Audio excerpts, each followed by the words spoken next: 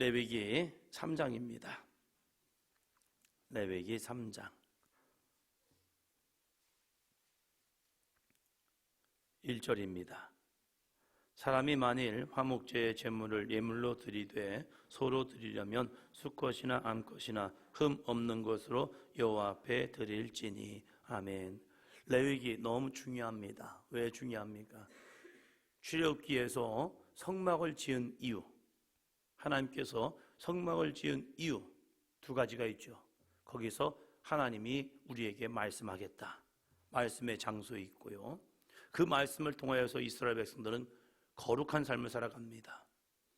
하나님의 말씀이 없다면 무엇이 거룩일까? 어떻게 살아야 거룩한 것일까? 모릅니다. 그래서 내 생각대로 내 방법대로 살아갑니다.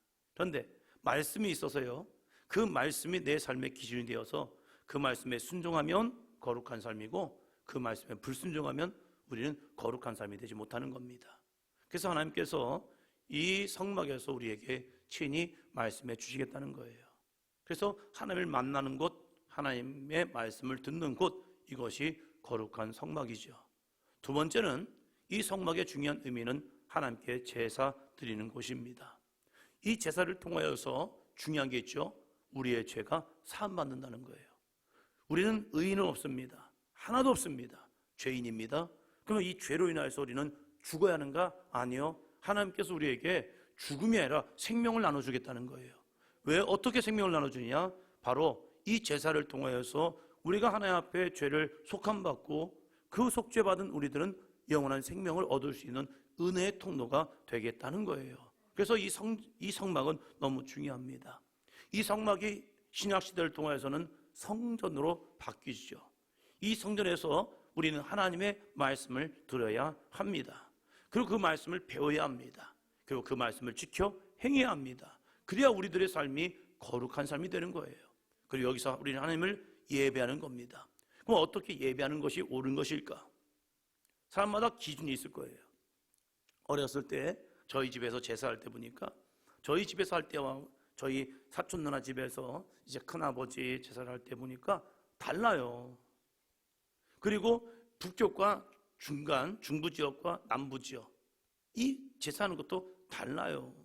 올려놓는 것도 다르고 이 하는 것 방식도 다르더라고요. 왜요? 자기들이 볼 때 이것이 옳다고 생각하면 하는 거니까요.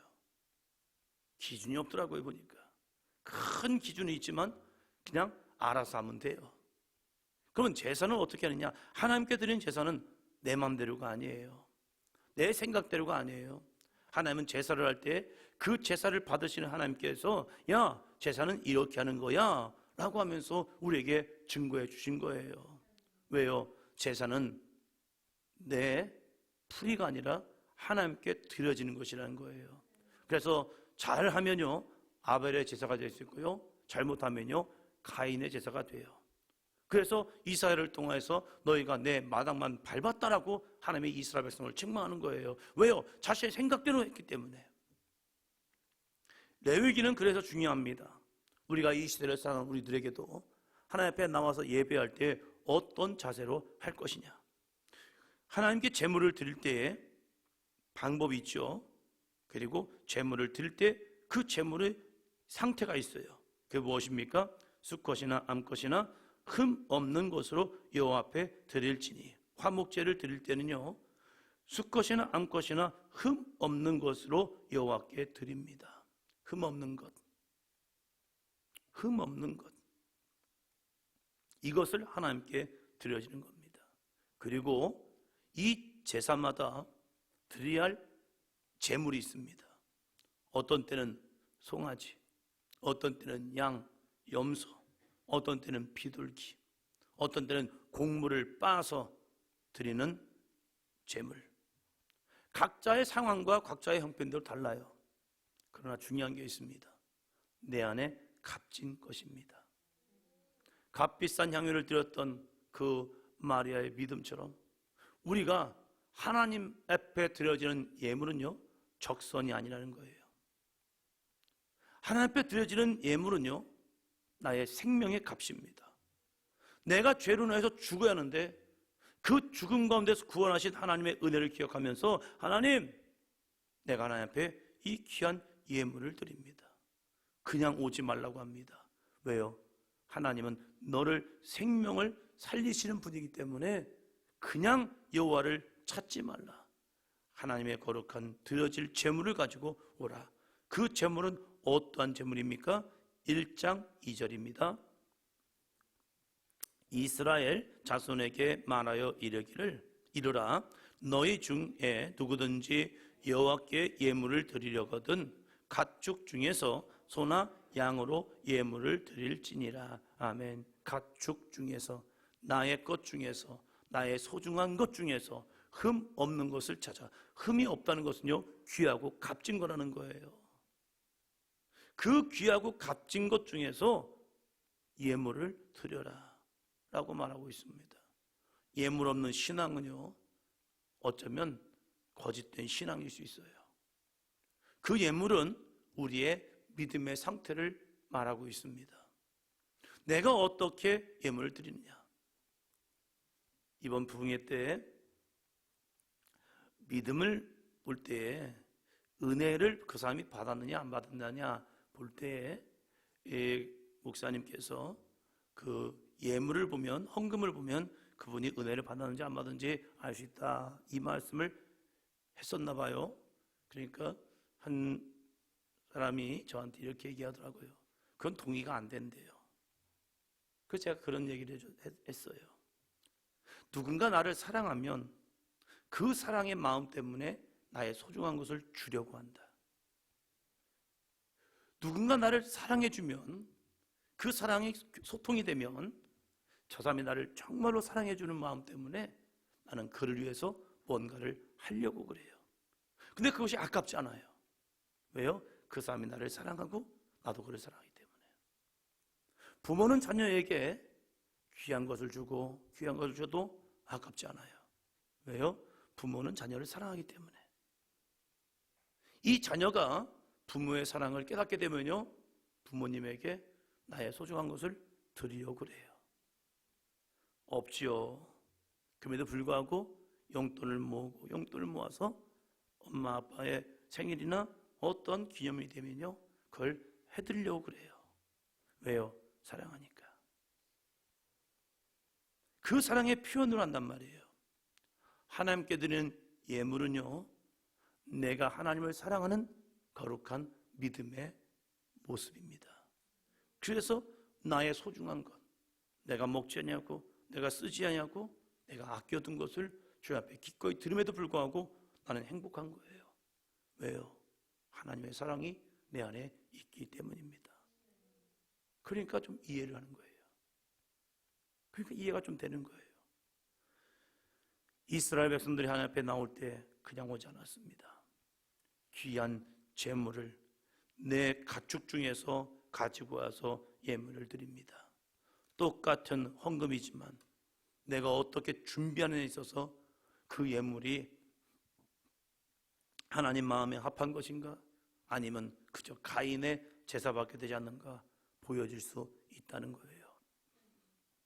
그래서 예물은요, 미리 준비하는 겁니다. 갑작스럽게 준비하는 것이 아니라 미리 준비하여 하나님 앞에 드려질 예물들. 그래서 어떤 분들은요, 성경책을 보면요, 빳빳한 헌금들이 들어있어요. 왜 들어있는가 봤더니요, 그것을 준비해서 이것은 깨끗하고 좋은 거니까 하나님께 드려야지 해서 헌금, 이 성경책에다가 꽂아놓기도 해요. 그래서 이것은 하나님께 드려야지, 이것은 하나님께 드려야지. 좋은 것만 있으면 하나님께 드려지려고 애쓰는 거예요. 이것이 믿음이라는 거예요. 3장 17절입니다. 3장 17절. 너희는 기름과 피를 먹지 말라. 이는 너희의 모든 처소에서 너희 대대로 지킬 영원한 규례니라. 노아의 홍수 이후에 육식이 허락이 됩니다. 육식이 허락되었을 때 처음에는 피는 먹지 말라. 피는 생명의 근원이기 때문에 그렇습니다. 피를 많이 흘리면 모든 생명체는 죽습니다. 그래서 피는 생명이라는 것을 알아요. 그래서 하나님께서 피를 먹지 말라. 생명의 근원은 하나님께 있기 때문에 그 피는 먹지 말라고 말합니다. 이 레위기가 시작되면서 하나님께서는 하나를 덧붙입니다. 기름이요. 기름이 무엇입니까? 힘의 근원입니다.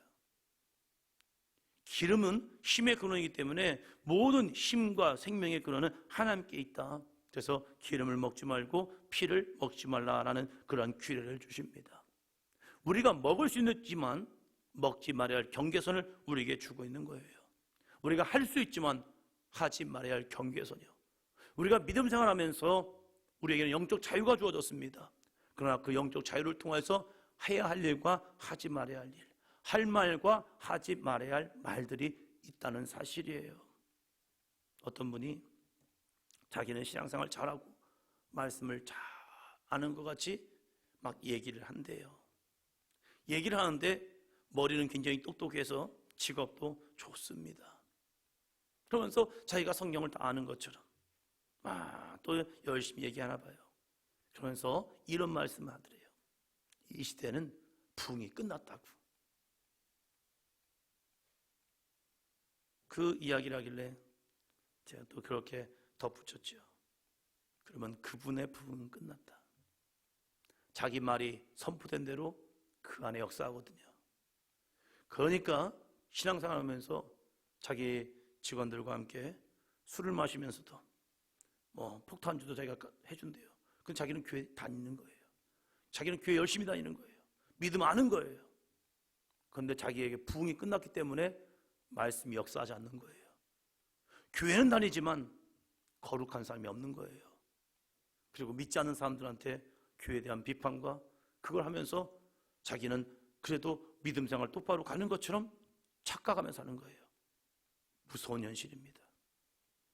스스로 자기가 부흥이 끝난 걸 알아요. 하나님은 너희 말이 내 귀에 들린 대로 행합니다.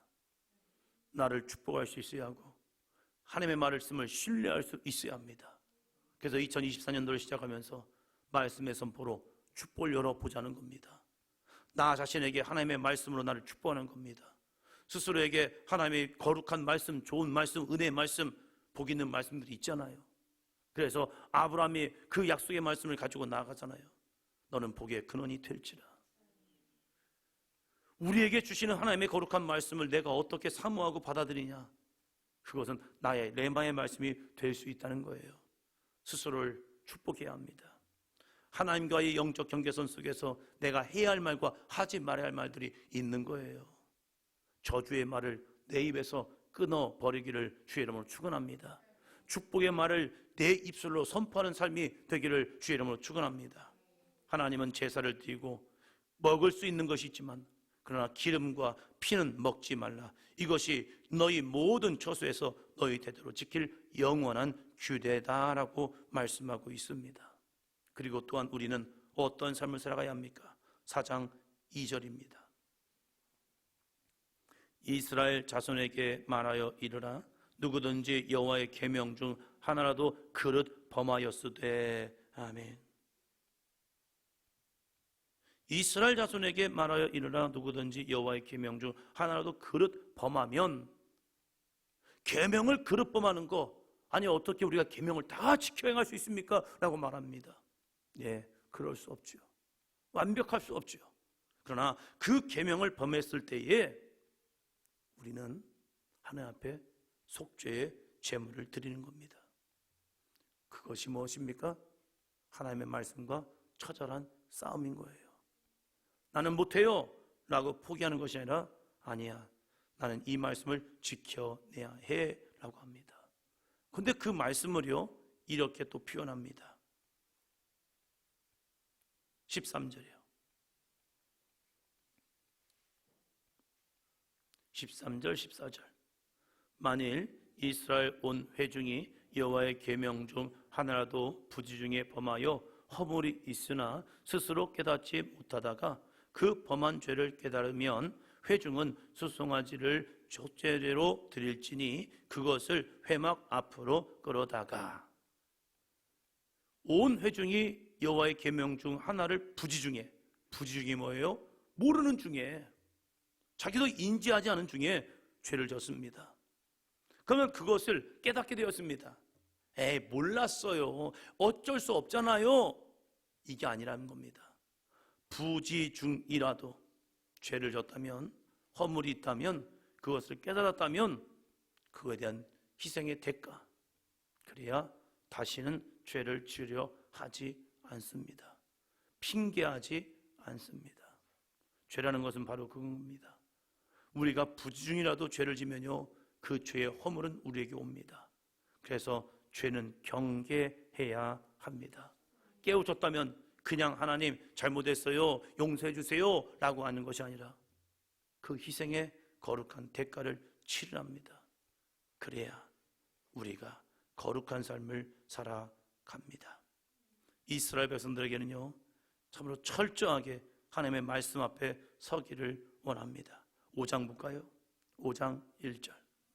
만일 누구든지 저주하는 소리를 듣고서도 증인이 되어 그가 본 것이나 알고 있는 것을 알리지 아니하면 그는 자기의 죄를 져야 할 것이요 그 허물이 그에게로 돌아갈 것이며. 저주의 소리를 들었습니다. 그런데 증인이 되어주지 않는 겁니다.